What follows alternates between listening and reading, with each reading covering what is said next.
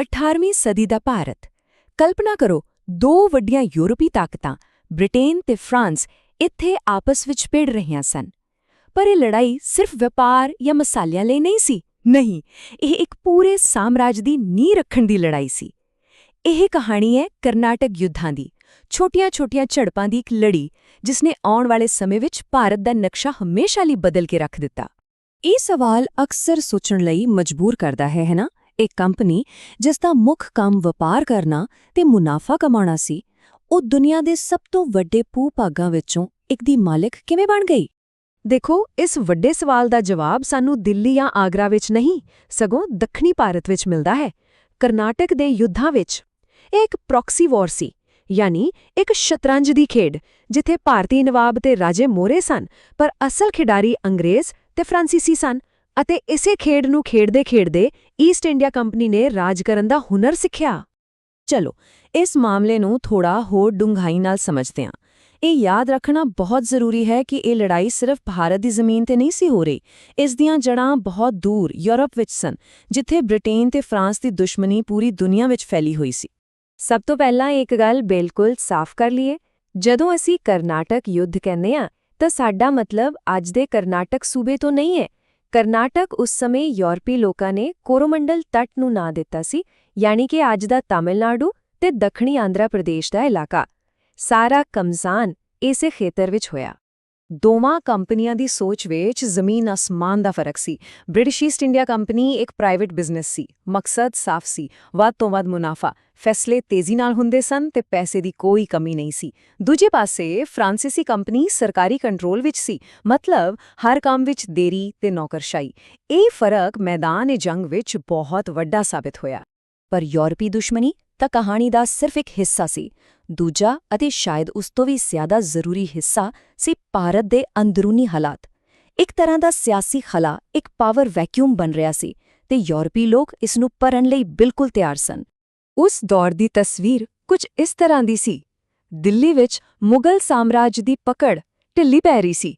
ਦੱਖਣ ਵਿੱਚ ਹੈਦਰਾਬਾਦ ਦਾ ਨਿਜ਼ਾਮ ਆਪਣੇ ਆਪ ਨੂੰ ਲਗਭਗ ਆਜ਼ਾਦ ਬਾਦਸ਼ਾਹ ਸਮਝਦਾ ਸੀ ਅਤੇ ਉਸ ਦੇ ਹੇਠਾਂ ਆਰਕੋਟ ਤੇ ਤੰਜੌਰ ਵਰਗੀਆਂ ਛੋਟੀਆਂ ਰਿਆਸਤਾਂ ਸਨ ਜੋ ਸਭ ਆਪਣੀ ਤਾਕਤ ਵਧਾਉਣ ਦੇ ਮੌਕੇ ਲੱਭ ਰਹੀਆਂ ਸਨ।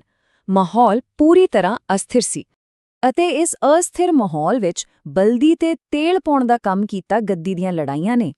ਹੈਦਰਾਬਾਦ ਵਿੱਚ ਨਿਜ਼ਾਮ ਦੀ ਮੌਤ ਤੋਂ ਬਾਅਦ ਪੁੱਤਰ ਤੇ ਪੋਤੇ ਵਿੱਚ ਜੰਗ ਛਿੜ ਗਈ। ਉਧਰ ਆਰਕੋਟ ਵਿੱਚ ਨਵਾਬ ਨੂੰ ਉਸਦੇ ਹੀ ਰਿਸ਼ਤੇਦਾਰ ਨੇ ਚੁਣੌਤੀ ਦੇ ਦਿੱਤੀ।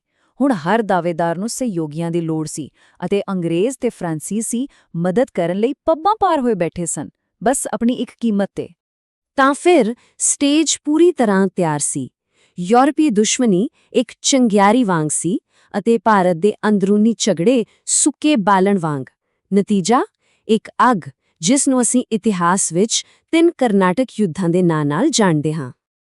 ਇਹ ਯੁੱਧ ਲਗਭਗ 20 ਸਾਲਾਂ ਤੱਕ ਚੱਲੇ। ਪਹਿਲਾ ਯੁੱਧ ਤਾਂ ਸਮਝੋ ਯੂਰਪ ਦੀ ਲੜਾਈ ਦਾ ਇੱਕ ਪਰਛਾਵਾਂ ਹੀ ਸੀ, ਜਿਸ ਦਾ ਕੋਈ ਖਾਸ ਨਤੀਜਾ ਨਹੀਂ ਨਿਕਲਿਆ। ਅਸਲੀ ਖੇਡ ਸ਼ੁਰੂ ਹੋਈ ਦੂਜੇ ਯੁੱਧ ਵਿੱਚ, ਜੋ ਭਾਰਤੀ ਰਾਜਿਆਂ ਦੀ ਗੱਦੀ ਨੂੰ ਲੈ ਕੇ ਲੜਿਆ ਗਿਆ। ਅਤੇ ਫਿਰ ਆਇਆ ਤੀਜਾ ਯੁੱਧ, ਜੋ ਅਸਲ ਵਿੱਚ ਵਿਸ਼ਵ ਪੱਧਰੀ 7 ਸਾਲਾ ਯੁੱਧ ਦਾ ਇੱਕ ਹਿੱਸਾ ਸੀ ਤੇ ਇਸ ਨੇ ਅੰਤਿਮ ਫੈਸਲਾ ਕਰ ਦਿੱਤਾ। ਆਓ ਇਸ ਗੁੰਝਲਦਾਰ ਸਥਿਤੀ ਨੂੰ ਥੋੜਾ ਸੌਖਾ ਕਰੀਏ। 2 ਟੀਮਾਂ ਬਣ ਗਈਆਂ। ਫਰਾਂਸੀਸੀ ਗਵਰਨਰ ਡੁਪਲੇ, ਜੋ ਬਹੁਤ ਚਲਾਕ ਸੀ, ਉਸਨੇ ਦੋਵਾਂ ਥਾਵਾਂ ਤੇ ਚੁਣੌਤੀ ਦੇਣ ਵਾਲਿਆਂ ਯਾਨੀ ਚੈਲੰਜਰਸ ਦਾ ਸਾਥ ਦਿੱਤਾ। ਇਸ ਦੇ ਜਵਾਬ ਵਿੱਚ ਅੰਗਰੇਜ਼ਾਂ ਨੇ ਮੌਜੂਦਾ ਸ਼ਾਸਕਾਂ ਦਾ ਪੱਖ ਲਿਆ। ਇਹ ਗੱਠਜੋੜਾਂ ਦਾ ਇੱਕ ਅਜਿਹਾ ਜਾਲ ਸੀ ਜਿਸ ਤੇ ਪੂਰੇ ਭਾਰਤ ਦਾ ਭਵਿੱਖ ਦਾਅ ਤੇ ਲੱਗਾ ਹੋਇਆ ਸੀ। ਅਤੇ ਇਸੇ ਸੰਘਰਸ਼ ਦੇ ਵਿਚਕਾਰ ਇੱਕ ਨੌਜਵਾਨ ਕਲਰਕ ਨੇ ਇਤਿਹਾਸ ਦੇ ਪੰਨਿਆਂ ਤੇ ਦਸਤਕ ਦਿੱਤੀ। ਨਾਂ ਸੀ ਰਾਬਰਟ ਕਲਾਈਵ। ਉਸ ਕੋਲ ਕੋਈ ਫੌਜੀ ਸਿਖਲਾਈ ਨਹੀਂ ਸੀ, ਪਰ ਉਸ ਕੋਲ ਗਜ਼ਬ ਦੀ ਹਿੰਮਤ ਤੇ ਇੱਕ ਸ਼ਾਨਦਾਰ ਰਣਨੀਤਿਕ ਦਿਮਾਗ ਸੀ। ਆਰਕੋਟ ਤੇ ਉਸਦੀ ਦਲੇਰਾਨਾ ਘੇਰਾਬੰਦੀ, ਜਿੱਥੇ ਉਸਨੇ ਸਿਰਫ 200 ਸਿਪਾਹੀਆਂ ਨਾਲ ਪੂਰੀ ਰਾਜਧਾਨੀ ਤੇ ਕਬਜ਼ਾ ਕਰ ਲਿਆ, ਨੇ ਉਸਨੂੰ ਰਾਤੋਂ-ਰਾਤ ਇੱਕ ਦੰਤ ਕਥਾ ਬਣਾ ਦਿੱਤਾ। ਭਾਵੇਂ ਕਲਾਈਵ ਨੇ ਦੂਜੇ ਯੁੱਧ ਵਿੱਚ ਪਾਸਾ ਪਲਟ ਦਿੱਤਾ ਸੀ, ਪਰ ਅੰਤਿਮ ਤੇ ਨਿਰਣਾਇਕ ਸੱਟ ਤੀਜੇ ਯੁੱਧ ਵਿੱਚ ਵੱਜੀ। 1760 ਵਿੱਚ ਵੌਂਡੀਵਾਸ਼ ਦੀ ਲੜਾਈ। ਇਸ ਇੱਕ ਲੜਾਈ ਨੇ ਸਭ ਕੁਝ ਤੈਅ ਕਰ ਦਿੱਤਾ। ਬ੍ਰਿਟਿਸ਼ ਫੌਜਾਂ ਨੇ ਫਰਾਂਸੀਸੀਆਂ ਨੂੰ ਬੁਰੀ ਤਰ੍ਹਾਂ ਹਰਾਇਆ ਅਤੇ ਭਾਰਤ ਵਿੱਚ ਉਨ੍ਹਾਂ ਦੇ ਸਾਮਰਾਜ ਦਾ ਸੁਪਨਾ ਹਮੇਸ਼ਾ ਲਈ ਚਕਨਾਚੂਰ ਕਰ ਦਿੱਤਾ। ਤਾਂ ਸਵਾਲ ਇਹ ਉੱਠਦਾ ਹੈ, ਕਿਉਂ? ਅੰਗਰੇਜ਼ ਕਿਉਂ ਜਿੱਤੇ? ਫਰਾਂਸੀਸੀਆਂ ਕੋਲ ਡੁਪਲੇ ਵਰਗੇ ਕਾਬਿਲ ਲੀਡਰ ਸਨ।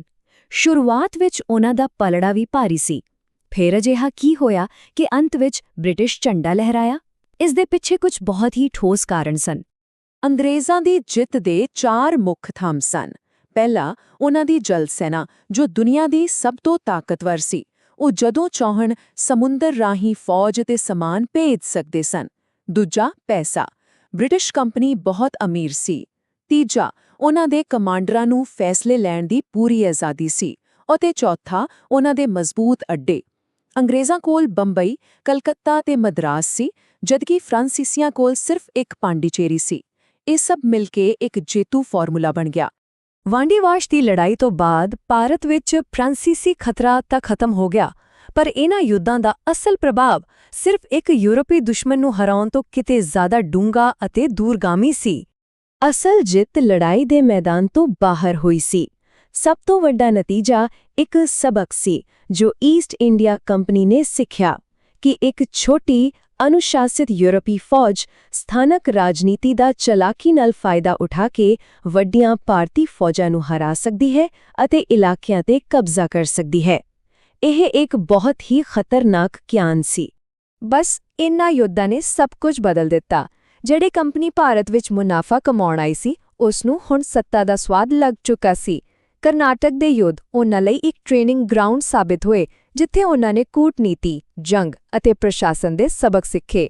ਇਹ ਉਹੀ ਨੀਂਹ ਬਣੇ ਜਿਸ ਦੇ ਬਾਅਦ ਵਿੱਚ ਬ੍ਰਿਟਿਸ਼ ਰਾਜ ਦੀ ਵਿਸ਼ਾਲ ਇਮਾਰਤ ਖੜੀ ਕੀਤੀ ਗਈ। ਅਤੇ ਇਸ ਤਰ੍ਹਾਂ ਕਰਨਾਟਕ ਯੁੱਧਾਂ ਦੇ ਅੰਤ ਨੇ ਇੱਕ ਨਵੇਂ ਦੌਰ ਦੀ ਸ਼ੁਰੂਆਤ ਕੀਤੀ। ਇੱਕ ਯੂਰਪੀ ਵਿਰੋਧੀ ਤਾਂ ਖੇਡ ਤੋਂ ਬਾਹਰ ਹੋ ਗਿਆ ਸੀ। ਕੰਪਨੀ ਦੀਆਂ ਨਜ਼ਰਾਂ ਹੁਣ ਹੋਰ ਵੱਡੇ ਇਨਾਮਾਂ ਤੇ ਸਨ। ਸਵਾਲ ਇਹ ਸੀ ਕਿ ਹੁਣ ਅੱਗੇ ਕੌਣ ਆਵੇਗਾ? ਇਹ ਉਹ ਸਵਾਲ ਹੈ ਜਿਸ ਦਾ ਜਵਾਬ ਬੰਗਾਲ ਦੇ ਮੈਦਾਨਾਂ ਅਤੇ ਮੈਸੂਰ ਦੀਆਂ ਪਹਾੜੀਆਂ ਵਿੱਚ ਦਿੱਤਾ ਜਾਣਾ ਸੀ।